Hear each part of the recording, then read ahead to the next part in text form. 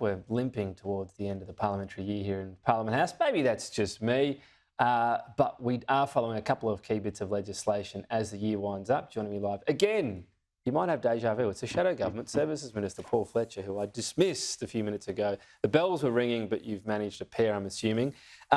We were talking gas and just that question again. So the principle, if Labor has secured supply, so you look at the details of it and it seems legitimate, through this partly having this mechanism to deal with, surely you'd be loath to team up with the Greens to disallow it. Look, the fundamental issue here is that we know that gas is going to be a very important fuel for decades to come, both domestically and internationally. Yet Labor has been, both federally and at state government level, has been making it harder and harder to find new sources of supply, to allow exploration to proceed, to allow gas activities to proceed. And what we've seen now from Mr Bowen is effectively an admission of failure in their policy settings.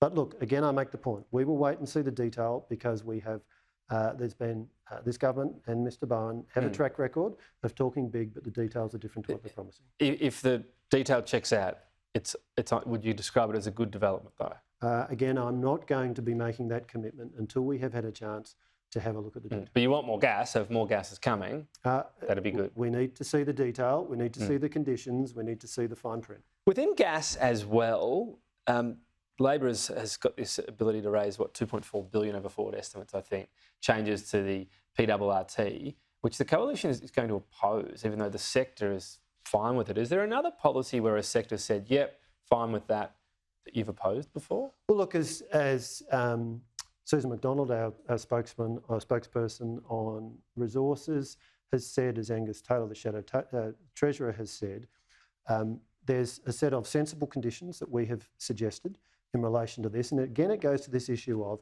how do we ensure that exploration activities can continue, that we can continue to have a pathway to be able to access the gas resources that Australia has and that need to come to market to serve people in the domestic market and to serve people internationally. So it's very much about supporting a continued pathway for exploration and discovery of gas. Albeit the sector seems okay with it. Anyway, prominence laws, so these are the laws Labor is looking at on smart TVs, but they seem to have arrived on their principle, if you listen to Michelle Rowland, that they will give a leg up to free TV. So when you get your smart TV and you turn it on, free TV gets prominence, which as a principle, is that something that the coalition does not support, that's picking winners like that's a bit strange? We've been very clear on this since, in fact, I left the position of Communications Minister.